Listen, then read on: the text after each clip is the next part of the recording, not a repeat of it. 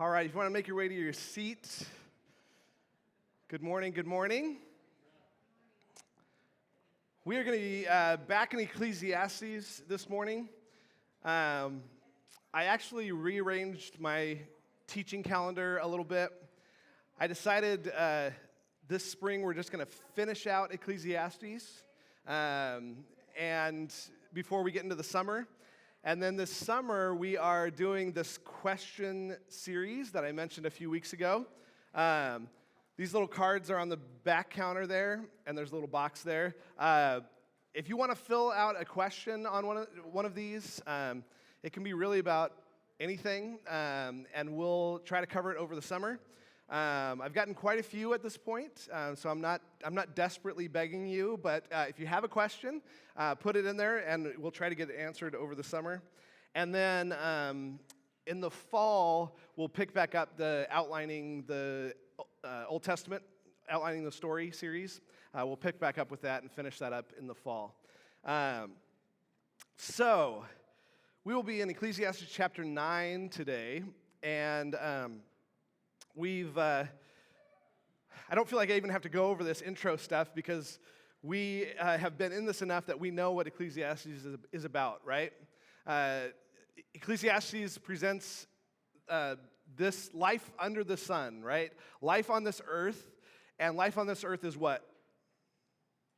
Meaningless, right? And so he breaks it down chapter by chapter, trying to break down any pretenses we might have to the idea that we can find fulfillment in this life, that we can find purpose in this life, that we can find meaning in this life. It doesn't mean that people don't try to ascribe meaning and purpose to things in this life, but ultimately they end up being meaningless and purposeless. And that the things we try to find fulfillment in end up leaving us empty and not filled. And so he's trying to tear that down for us. He's trying to show us that this earth is not the place to look for meaning and purpose. And I used this illustration a few weeks back where it's kind of like that. I don't know if you had this when you were in high school, but they drug an old wrecked car onto our campus and set it right in front of our campus. So every day when we came into school, we'd see this wrecked car. And it was supposed to be reminding us that we're not supposed to drink and drive, right? By giving us this terrible picture of what it might be like if we choose to drink and drive. Solomon, who is the author of Ecclesiastes, is trying to give us this burned up wreck of life, present this to us so that we will stay away from trying to find meaning and purpose in this life because it won't be found. Because people spend their whole lives trying to pursue meaning and purpose in this life, and they end up finding out that it's meaningless and purposeless. And better to know going in than to get to the end of your life and go, man, it was all not worthwhile, right? And so he wants to give us a sober view of life. And he's going to continue with that today. Let me pray for us and we'll get in. Lord, just pray as we open up Ecclesiastes chapter 9 today that you would help me to be clear on what Solomon is trying to communicate here, the wisdom he's trying to impart to us, and that we would be listeners this morning, that we would hear what he has to say, that we would become wiser from having sat at his feet, and that we would be able to live life in a wiser way because of our time spent listening to Solomon. So pray that you'd help me get out of the way and just make your truth clear here. Pray this all in your name. Amen. So in chapter 9, Solomon starts with this.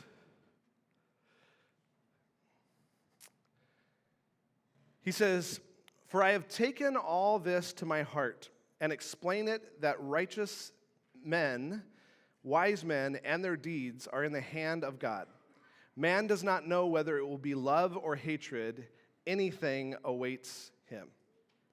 So he lays out these categories of people that he's laid out before, which is the righteous man. And is it better to be righteous than unrighteous, according to Solomon? It is better. Both are meaningless, right? but it's better to be righteous than unrighteous. Is it better to be wise or unwise? Wise. Both are also meaningless, but better to be wise than unwise. Is it better to have good deeds or evil deeds? Good deeds. Both are ultimately meaningless, but better, if you're going to have a meaningless life, better to have good deeds than bad deeds, right? So he lays this out, and then he says this: they are all people who are righteous, who do the right kinds of things, those who are wise and do the wise kind of things, those who are good and do the good things in life, they are all in the hand of God. And he explains what he means by that. He says, man does not know whether it will be love or hatred. Anything awaits him. That our lives, our future, is completely up to God. Our lives are not in our own hands. We have a wrong perception in life, and they had a wrong perception in Solomon's time, that if we do the right kinds of things, then God will bless me, right? And if I store up enough godly wisdom, then the road ahead should be smooth for me, right?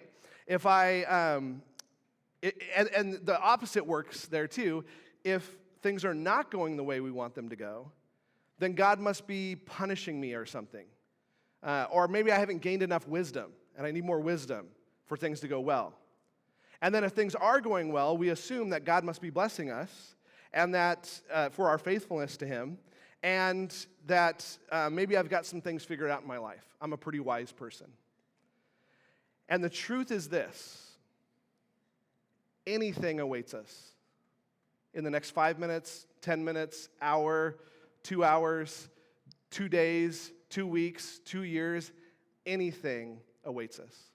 Whether you're wise or unwise, whether you're good or evil, whether you choose to live your life in doing the right kinds of things or choose to live your life doing the wrong kind of things, the rest of your life is completely and utterly uncertain. Anything awaits us. That's the truth. We would like it to be a different way. We would like to know that if I do certain things, it will create certain results. But is that always true? It's not. Look at verse 2. He says, it is the same for all. There is one fate for the righteous and for the wicked, for the good, for the clean, and for the unclean, for the man who offers a sacrifice and for the one who does not sacrifice. As the good man is, so is the sinner. As the swearer is, so is the one who is afraid to swear.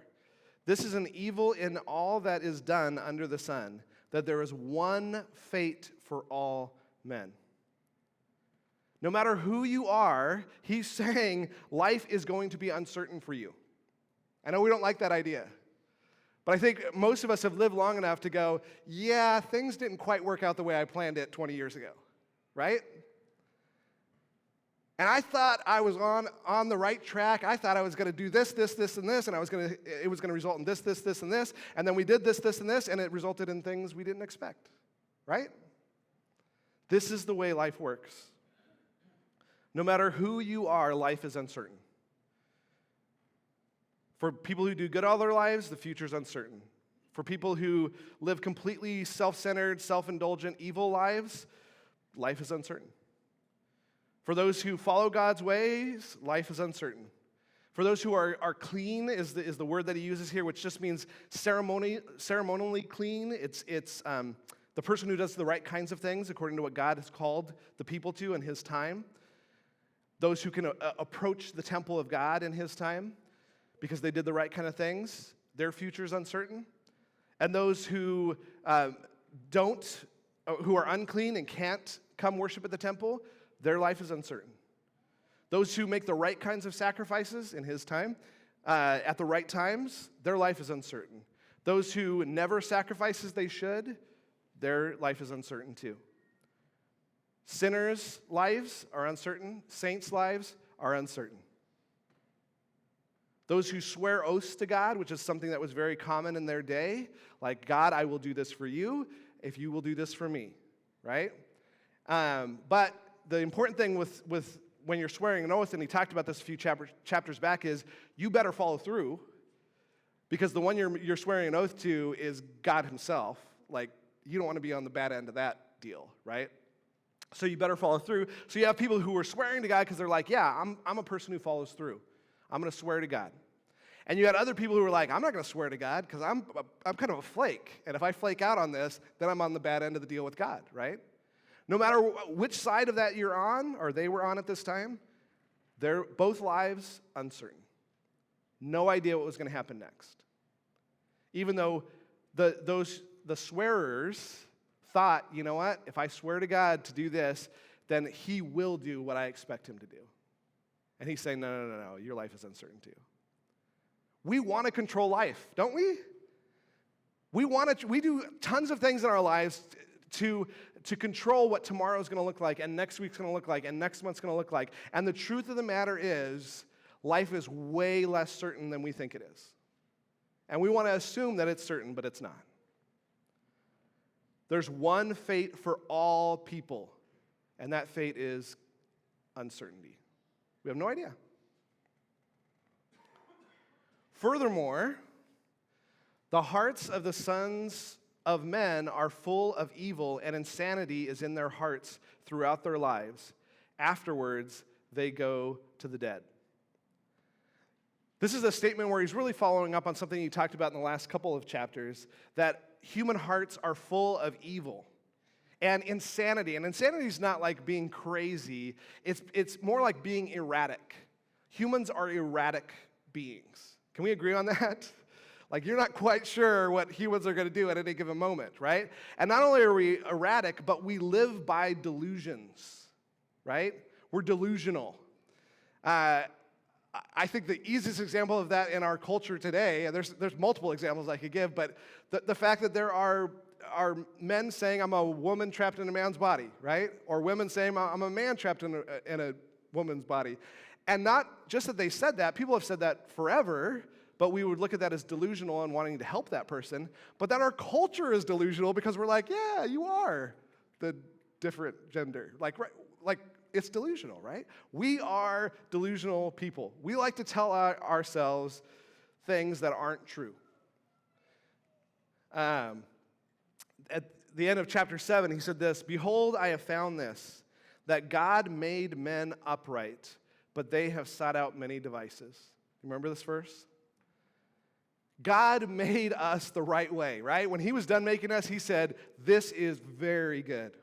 Look at what I just made. Humans. And we twisted it up and made a mess of it. That's who we are. And so the problem is, if that's who we are, and it is, full of evil, full of erratic behavior, then not only is life just kind of uncertain in general, but you're also the earth is full of people who live erratically, who influence your life and affect your life, right? You're surrounded by erratic people who are going to do crazy things and say crazy things, and it's going to affect you.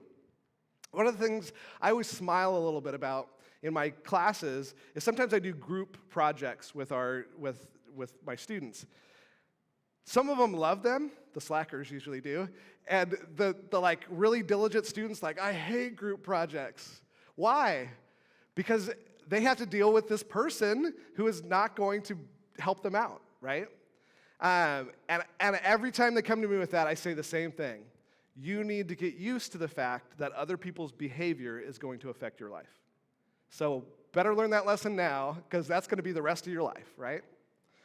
Other people's behavior affects you.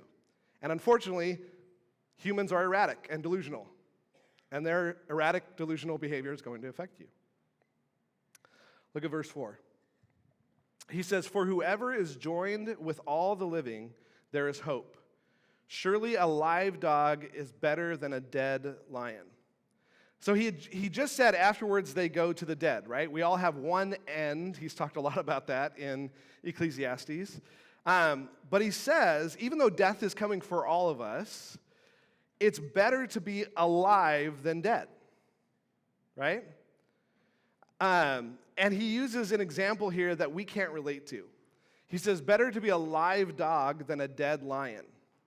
Now that's a little bit hard for us to connect with Because we've got to understand, do we like dogs?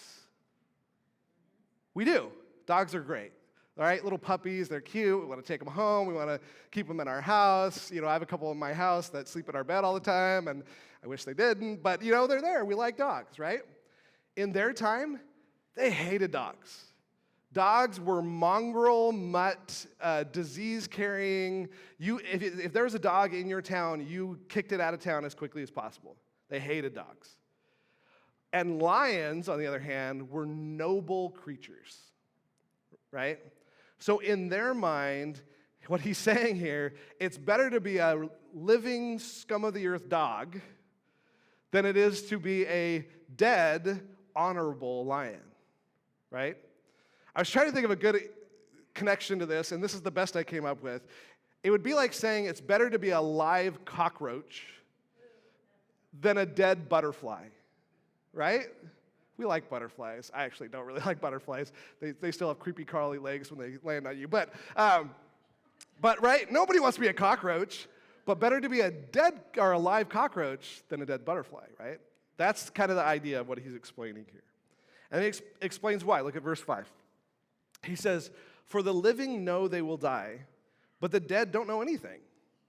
Nor have they any longer a reward, for their memory is forgotten. Indeed, their love, their hate, and their zeal have already perished, and they will no longer have a share in all that is done under the sun." Get what he's saying there? At least living people have conscious thoughts, right? They all know they're going to die at some point, but what kind of thoughts does a dead brain have? Any thoughts going through that? None, right? He's like, there's nothing there. Any great knowledge coursing through the dead brain?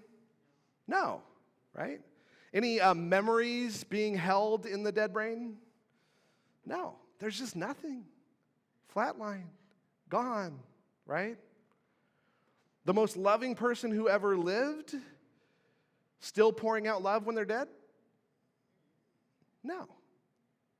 The most hateful person who ever lived, still spewing out hate after they're dead? No. They don't.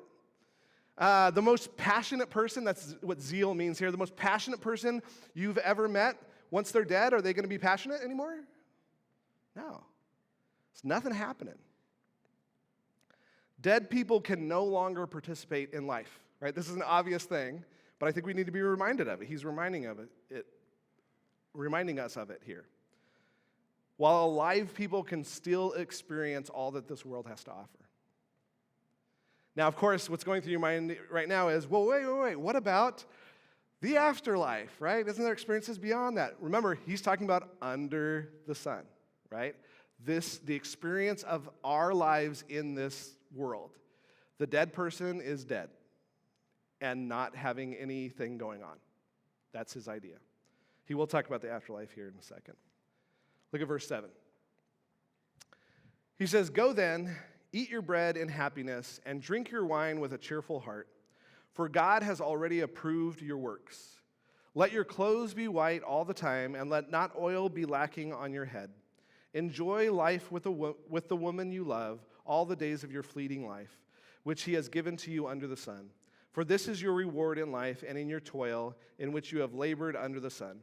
Whatever your hand finds to do, do it with all your might, for there is no activity or planning or knowledge or wisdom in Sheol where you are going." So let's start with Sheol, okay? Sheol is not heaven or hell. Sheol is the afterlife, okay? It's what we would call the afterlife. So their understanding of the afterlife is this place called Sheol. It's where all dead people go after they're dead, right? So he's saying, enjoy all of the stuff of life, eat well, be happy, drink wine, be cheerful, because God has approved, and by the way, approved doesn't mean he's approved of all the activity, like he's good with it. It's that he's given us things in this life to enjoy, so enjoy them. That's the idea, right? So enjoy having clean clothes. That's the white garments. Enjoy your marriage. Enjoy the love that comes from it. because life is fleeting, life is short. So enjoy it while you have it. Because after your life is over, is there anything going on? According to the idea here? No, there's nothing going on. No brain activity, no memories, right? Enjoy the fruits of your labor. Enjoy the work that you have to do in your life. Do it well. Work hard at it. Why? Because this is your life. It's the only one you got. Live it to the fullest. Because when life is gone, it's gone. You get what he's saying? Live it up a little bit. Point on your handout if you want to put it in this life, the only certainty we can look forward to is uncertainty. So enjoy what God has given you today. In this life, the only certainty we can look forward to is uncertainty. So enjoy what God has given you today.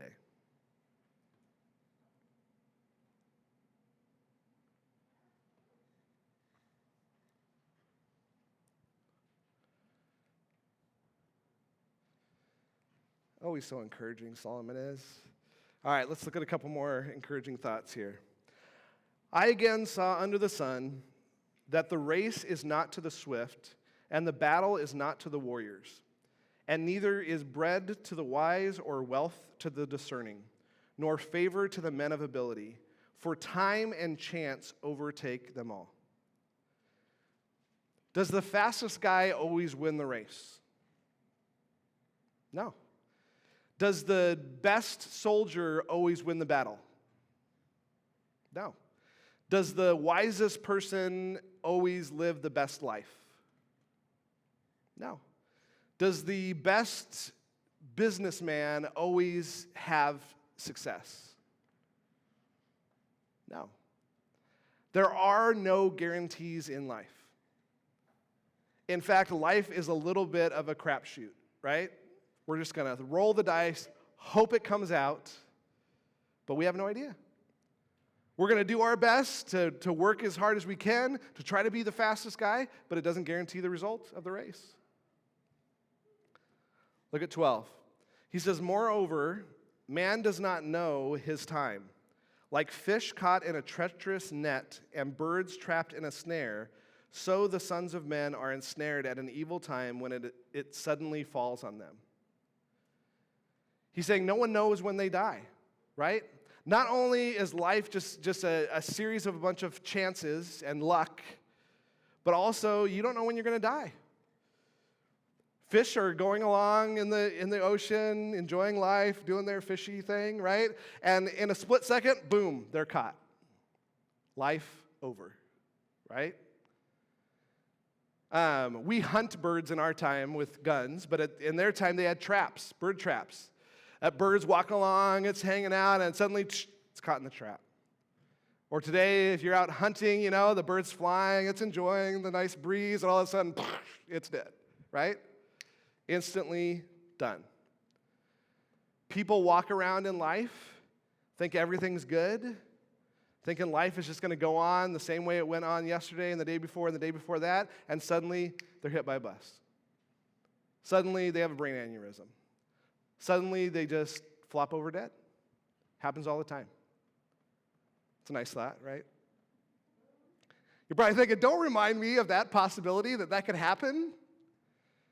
I remember at the church we grew up at, in service one day, there was a commotion going on in part of the room.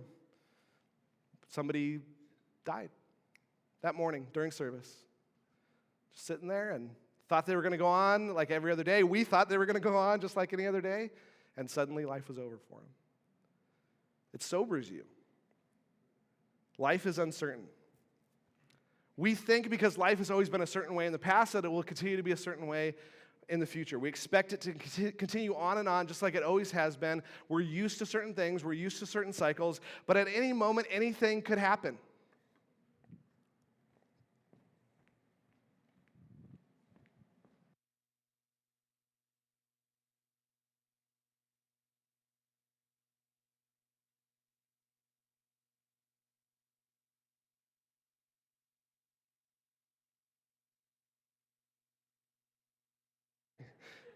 Didn't expect that, did you? Can happen anytime, right? You were hoping that it was over?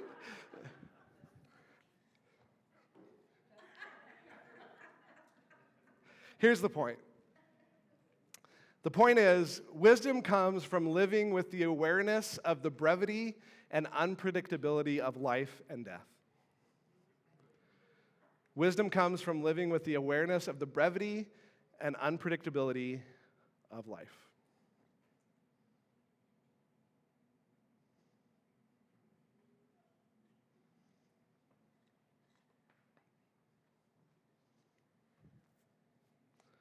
How many people have said, if I just could have said that last thing to my dad, right? You have to live with that because we don't know when it's going to happen.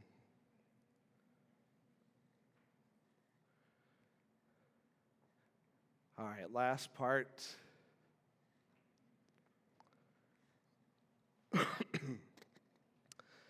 He says, also, this I came to see as wisdom under the sun, and it impressed me. So he's about to make a statement here, and I think it's an important statement because the wisest guy who ever lived says, this idea impressed me. Okay, so this impressed the wisest guy ever. Maybe we should listen to what he has to say here. Look at verse 14. He says, there was a small city with a few men in it, and a great king came to it, surrounded it, and constructed large siege works against it. But there was found in it a poor wise man, and he delivered the city by his wisdom. Yet no one remembered that poor man. So there's this situation, you got this small city, which in their time, understand, it was all kind of built on these like little city-states, right? So you have a city, and that's basically your life, your family, your economy, all kind of revolves around this one location. Cities tried to fortify themselves because they would be attacked by other cities. And so you have this situation where you have this small city, which means less fighters, less city defenses. It's rough to be a small city because larger cities can come and just bowl you over, right? And on the other side, you had this great king, which means a king that was over a large group of people from a large city with a lot of wealth, which means that king is going to have a massive army, going to have the best weapons of the time, including siege works, which were different battle platforms. Like they would have large platforms that archers would stand on so they could shoot arrows over the wall. They had ramps and ladders that they would bring so they could scale walls into the city, because walls were the things that typically protected cities. They had battering rams to destroy city gates. This is a scary moment for this city. But you have this poor guy who is really, really, really smart. And he actually does something. We don't know what he does. We don't know what he suggests. But he says something and does something that helps deliver the city from the attack. But here's the interesting thing. No one ever remembered who the guy was. There was no parade in his honor. There was no promotion to some sort of high status in the city. There was no wealth that came with this great thing that he did, which, by the way, in their time, this would have been an expectation. People who would have helped in this moment would have been elevated to at least an advisory position to the person who was in charge of the city, or become the person who's in charge of the city. There would be great wealth given to this man to honor him. There would definitely be a parade where everyone would honor that person for saving them. But there was none of that. He goes on and documents his experience with this idea that he's trying to lay out. He says, so I said, verse 16, so I said, wisdom is better than strength, but the wisdom of the poor man is despised, and his words are not heeded. He's repeating an idea that we talked about earlier today, that smarts tend to be better than might. You got the muscle-bound guy who is really strong or whatever, but the smart guy can defeat the muscle-bound guy, right? And that's true in larger situations too. More people, more armies. But a poor, smart person is rarely listened to. Because understand, in their time, wise people typically had a little bit more wealth because they were the smarter people who could figure things out. It would be a little bit like having a financial advisor in your life who was filing for bankruptcy. Are you going to keep going to that financial advisor? You're like, that guy has no money, and he's advising me on how to handle my money? I don't think so, right? In their minds, they would have said, a wise guy who has no money, that guy's not a guy we should listen to. He's not wise at all, or he would have money. So poor, smart people are not listened to, even though the expectation, again, in their time is that they should have been listened to. Verse 17, he says, the words of the wise heard in quietness are better than the shouting of a ruler among fools. Can we agree that sometimes the loudest voices are not the smartest voices? In our society, do people who are not so smart get platforms to spew their not so smart ideas? Happens all the time. But better to have a smart guy who doesn't have a platform to speak from than a foolish guy who has lots of people listening to his foolishness. But the problem with this idea is when you have a not so smart guy spewing all of his stuff in a very loud voice, it's really hard to hear the wise person speaking in their small voice. When I think about this, I think of social media. If there's a controversial topic that gets on some sort of thread, someone posts, a tweet or posts something on Facebook, and it's maybe a little bit controversial, you might have one well-reasoned, well-researched argument that gets posted, right? But then you get 300 not well-reasoned, angry, maybe uneducated responses. Are you going to be able to find that one well-reasoned response in the midst of the 300? You're not. And so he's saying wisdom is good, but wisdom that's not heard is a pretty common thing and kind of defeats the purpose, right? Wisdom should be heard. Look at 18. He says, wisdom is better than weapons of war, but one sinner destroys much good. Better military leaders can make better decisions when they're in war. But one bonehead with their finger on the nuke button can destroy all that, right?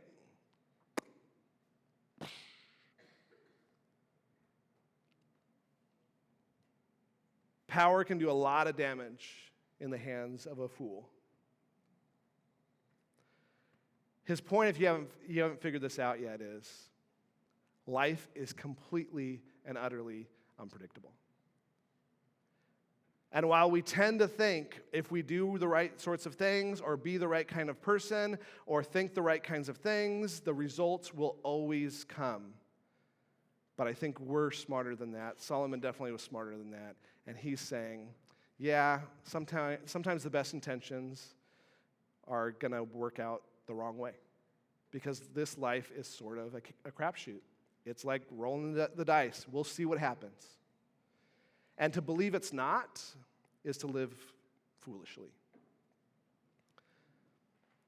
Put it on the handout if you want to fill it in. As while wisdom is good, its benefits can also be unpredictable.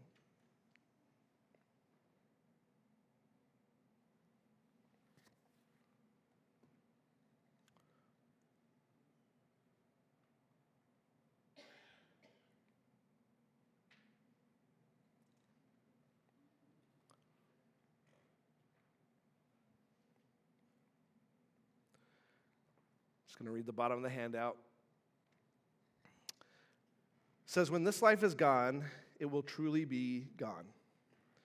We each have a fixed number of moments passing through the hourglass of our life that no one can add to, nor does anyone know when the last moment will pass.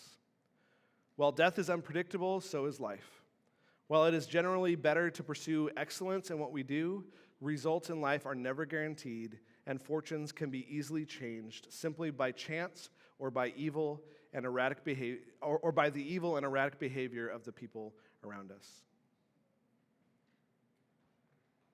So if we can't place our confidence in the future, if we can't place our confidence in doing certain things to produce certain results, then I think we need to figure out where we can place our confidence in, right? And it's not in controlling our future, because that is a fool's errand. Let me pray for us. Lord, we want to live wisely. We want to live as people who make wise choices, who see life the way life really is, and not the way we would like life to be. That we would live in such a way as to just live with a sense of the brevity of life, the fact that we have no guarantees for tomorrow, for a week from now, for a month from now, for a year from now, and that we would seek not to place our confidence in that and our confidence in our own efforts to secure our future, but we would place our confidence in you, because you're the place where it belongs. Help us to get rid of areas of our lives in which maybe we're putting our confidence in the wrong kinds of things. Pray this all in your name. Amen.